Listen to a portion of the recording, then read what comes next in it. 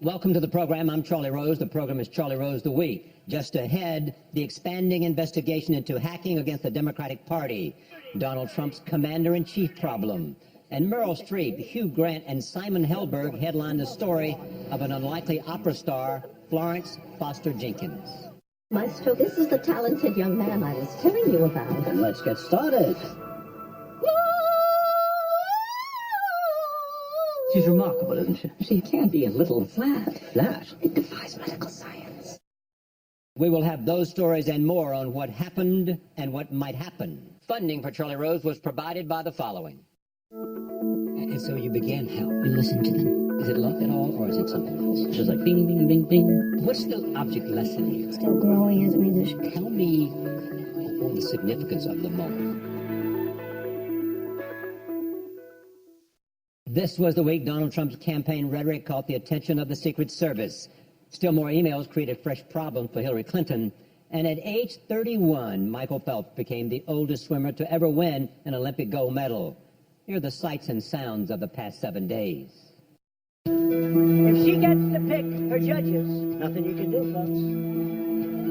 Although the Second Amendment people, maybe there is, I don't know. Donald Trump touches off a new controversy. Words matter, my friends. And if you are running to be president, words can have tremendous consequences. Japan's emperor hints at abdication. He wants the emperor to be able to fully serve the people and wonders if in his advancing age he would be capable of doing that. At least 4 people have been killed and more than 20 injured in a series of blasts in Thailand. Police are saying it's an act of local sabotage. Zika may be spreading north. The Florida Health Department is investigating what could be the first case in Palm Beach County. Americans gathered gold in Rio. Simone Manuel is the first African-American woman to win an individual Olympic medal for swimming. Getting on the medal stand means so much for her. I know for so many reasons, but I can't begin to tell you what this means for the sport of swimming in the United States. Going for the catch. Oh, a face full of nachos and cheese, a classic. Yankee slugger Alex Rodriguez calling it quits. Just in the wind. A gigantic dust cloud bears down on the Phoenix area, part of a monsoon triggered by the remnants of Tropical Storm Javier. Lines and crowds are continuing to grow. This is an issue affecting Delta passengers across the globe. It appears to be preventing passengers from being able to check in and flights from being able to take off.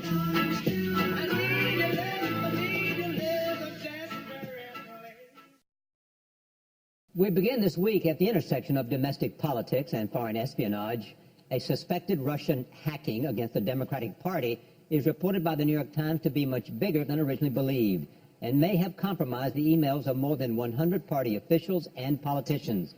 For more, we turn to our panel.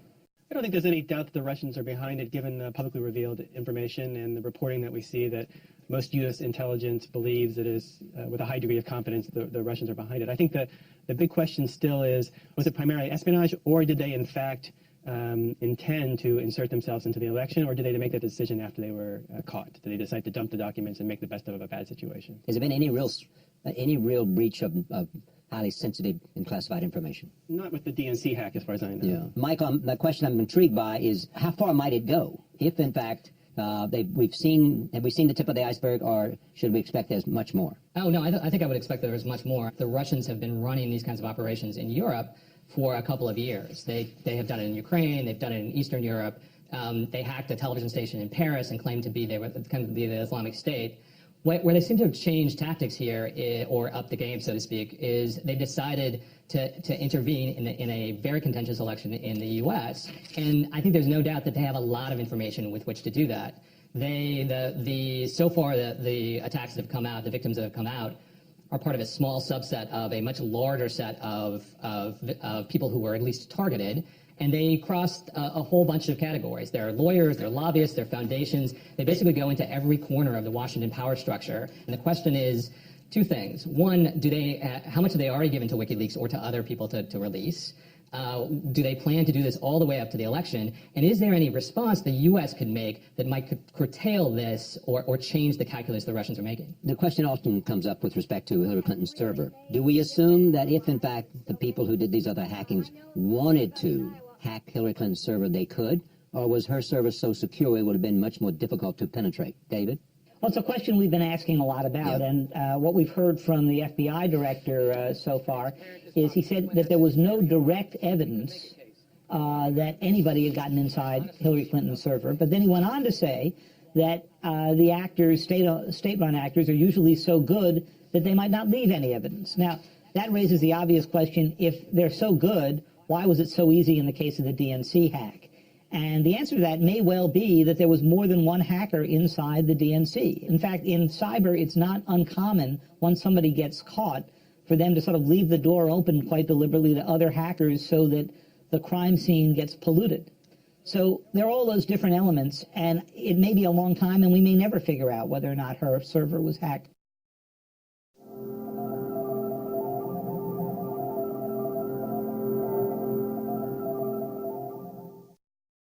Mike Morell is a former acting director and deputy director of the CIA. Now he has joined a growing number of voices from within the national security establishment and is calling for the defeat of Donald Trump. Morell has gone even further. In a New York Times article, he has publicly endorsed Hillary Clinton. Two things, I think, brought me to the decision to write the op-ed. One was a growing belief that Donald Trump, Mr. Trump, right, I want to be respectful here, that Mr. Trump would be a threat to our national security as commander-in-chief. He has said things on the campaign trail that have assisted our adversaries. And then the second was, I've known Hillary Clinton a long time. And I felt that some of the perceptions that are out there about her are just not true. And so putting both of those reasons together, I decided to speak out. And I just didn't want to sit on the couch and hope for the best to happen, right? I actually felt a responsibility to my country to speak out, responsibility to the national security of my country to speak out. Okay, it raises two questions. Number one, you have endorsed her. Will you be out working for her? Will you be becoming part of the national security team advising Hillary Clinton? Yes. So I said in the op-ed that not only am I endorsing her, but I will do whatever it takes to ensure that she wins and he loses. So I will be open to anything that the campaign asks me to do. The other question that often comes up is there ambition here? Are you looking for a job in the Clinton administration? I love my time in government. Absolutely love my time in government. I've been out for 3 years. I've loved my time outside of government. My focus right now is totally getting her elected and not getting him elected. What job may come of this, what job may not come of this, because either the secretary chooses not to, or I choose not to, or more importantly, my wife chooses not to. That is so far down the road that I'm not focused on that at all. What is it about Donald Trump that's most specifically disqualifies him to be president in your eyes? Here's the list in my mind, right? And then I'll get to what I think is absolutely the key issue. So, his ego is larger than any I've ever seen before. Others in the world will use that against him, right? So that ego becomes dangerous. He makes decisions not based on his intellect. He makes decisions based on his intuition. And he is careless with the facts. And even when the facts are shown to be corrected, right, he doesn't correct them. He continues with the old facts. That's dangerous for a policymaker. I've talked to people who know him, right? People who advise him, or simply because they've had a real people who have known him for a long period of time, right? And they do nothing to allay your fears. No, in fact, they say that two of their biggest concerns, right, is his narcissism and the constant need to feed it, and two, that he doesn't listen. He doesn't listen to anybody, and that don't listen to anybody scares the heck out of me.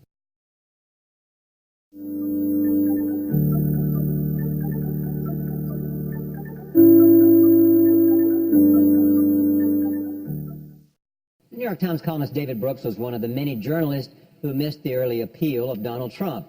So David went on the road to find out who was supporting him and why. Donald Trump has given me a reason to live.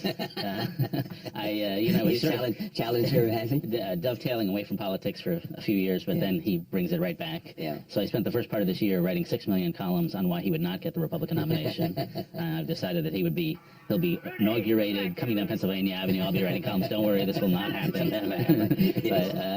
Then the last 4 or 5 months, really out in America, trying to figure out why I got it wrong. And what did you figure out? Well, there's a lot of dislocation.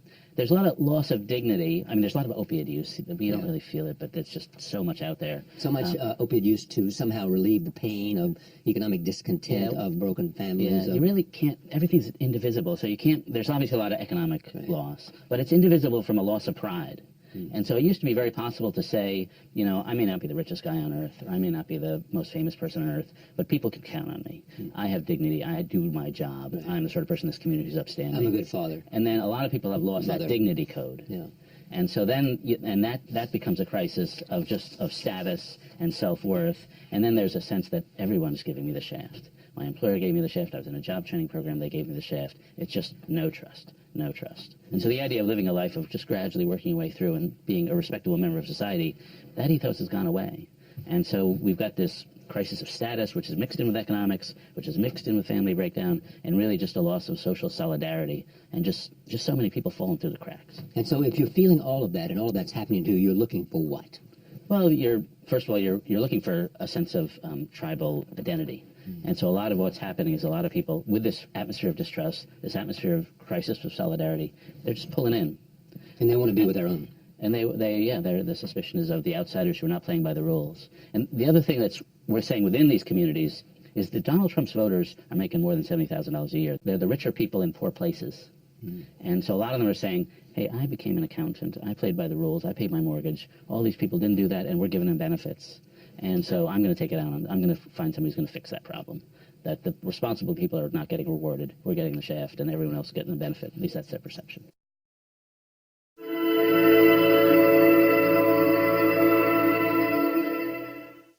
Turning to news overseas, fighting continues between government forces and rebels in and around the besieged city of Aleppo, Syria. This despite a series of ceasefires designed to let humanitarian aid reach the area. As many as 2 million residents are trapped without adequate supplies of food, water, or medicine. Clarissa Ward is a foreign correspondent for CNN. On Monday, she testified before the UN about conditions on the ground. The situation is dire, Charlie. And, one of the things I mentioned in my speech is that I first went to Aleppo in 2012. And I thought to myself, this is what hell is like.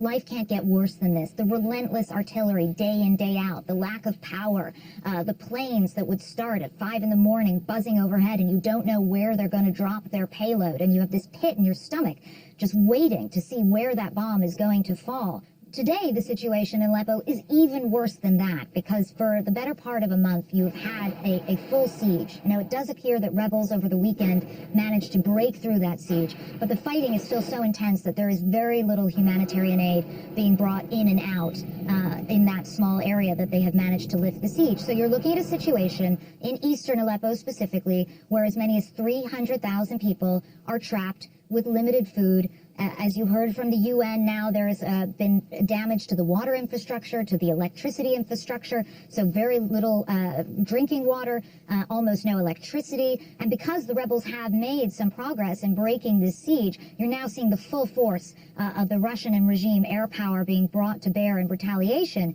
So from people that I have spoken to on the ground, the situation is quite unbearable right now. Okay, so you're talking about the Russian support from the air. Are they doing anything else to help the Syrian army? Well, almost certainly they're involved in providing various logistics, various help with intelligence. And what was interesting after my speech at the UN, when I had gone through all the various human rights abuses we've seen, the bombings of bakeries and schools and courthouses and hospitals, the one thing that the Russian representative really seemed to take umbrage with was my use of the word intervention. That when it came to his turn to give a speech, the only thing he really seized upon, or I should say the primary thing he seized upon, is why do you use this word intervention? This is not an illegal presence that we have in Syria. We're there at the invitation of the, of the government of the country. And I just found it so interesting that in the midst of all the things that we're talking about, this came down to him for a question of semantics. So what's going to happen? There are no winners in Aleppo. But at the moment, whenever you have a situation where each side thinks that they just have enough of an advantage or they just have enough momentum going, that they can win a decisive military victory, then you take away all incentive, essentially, to bring both sides to the negotiating table.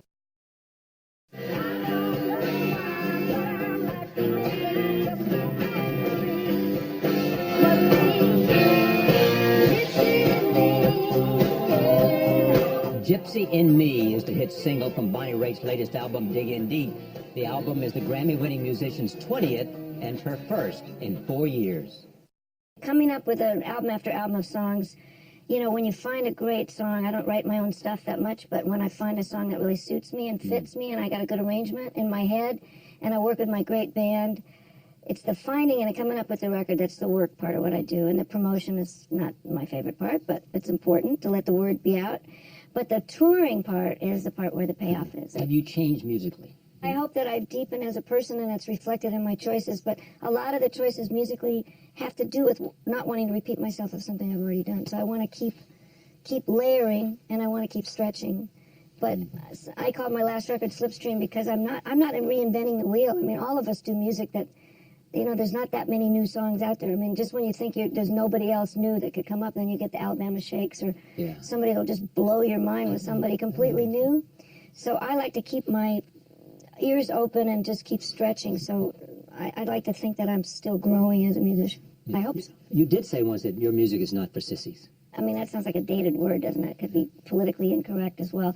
I mean, the topics that I choose in my ballads are for that's what soul music to me is, whether it's country music or R&B or whatever. When you pick a great torch song or a great ballad that really turns the rock over and then you're looking at all the stuff that you don't want to look at, that's the reason to sing that song. That's why you want to reach people on a deeper level. And that's what I meant by it's not just skipping a stone across the surface of the water. And then the digging deep is, you know, those grooves, you know, when you love R&B and rock and roll as much as I do, and you get that groove going, it's like digging a big trench and just sitting in it, you know, it's fantastic. There is a price to pay, you know, you don't have it all. For being on the road? For being committed to work the way you are. Well, running a record company with a great team and being the captain of your own ship and producing yourself, that kind of stuff can be taxing, but you know, ultimately, since the beginning, I mean, I have to answer for every single note on the record and every mix and every choice of song. Pearls of wisdom coming in. Everything I wear and every interview that I do, you know, I like to have an understanding between me and who's ever talking to me that, you know, that's going to reach a certain level. So there's a price to pay for being in control of it, which means I don't get to have some delegate it and then spend my time thinking about my next songs. I like some of these Need You Tonight. Oh, that In Excess song? Yes. Pretty sexy. Yes, indeed. Nice to know that you don't have to hang up your spurs just because you're getting on, right, Charlie? That's what they say.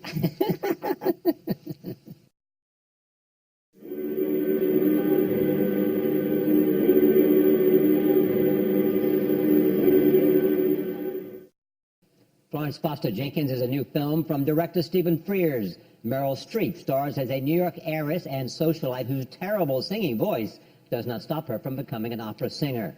Hugh Grant portrays her husband. Simon Helberg plays her accompanist. When she said, music is my life, I think that was partly true, and partly she was animated by her love for Bayfield and his support in letting her follow her dreams and try her best to express herself. I mean, most lives are curtailed. She had plenty of money and plenty of support to make a fool of herself and also to do. So this is a guy who married to her, has a mistress, has a relationship. Does he love her? Yes. Or is it simply opportunity? Well, you are allowed to wonder. That's the question. Yes, and I'm glad you brought it up, because that's what we sort of want the audience to ask themselves, at least for a part of the film. Right. And then we want them to gradually learn the truth, which was indeed the truth that we now know empirically, because we researched the historical characters. I've read his diaries and read his letters. These two genuinely adored each other in this long 35-year marriage. That wasn't quite a marriage because they never actually remembered to get married, but there was massive love, albeit that it was a relationship with a very unorthodox, very modern kind of shape. Yes. They understood each other's.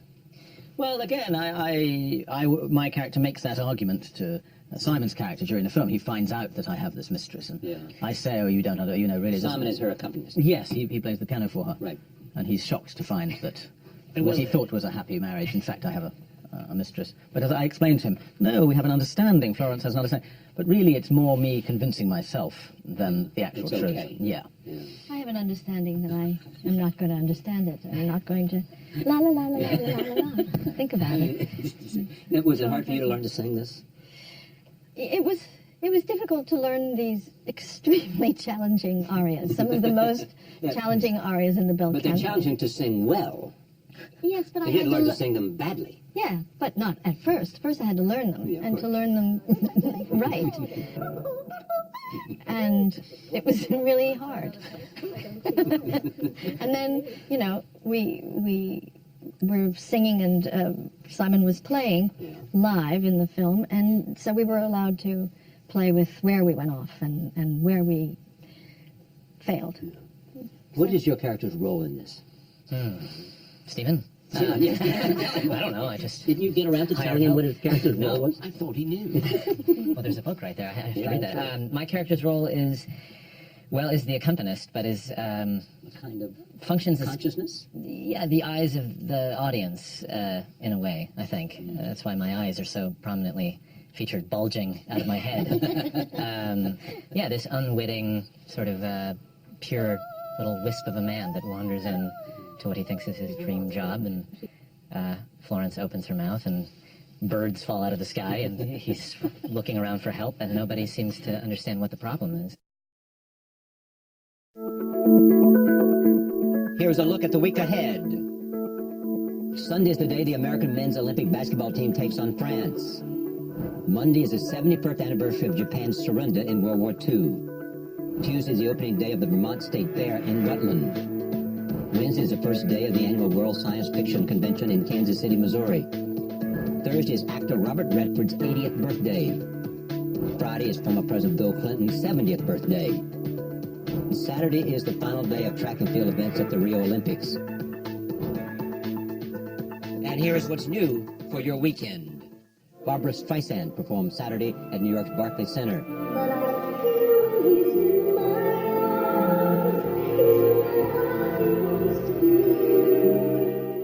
The Sundance Next Fest Summer Festival runs all weekend in Los Angeles. And Florence Foster Jenkins opens nationwide on Friday. This is what we live for, isn't it? It's doing very well.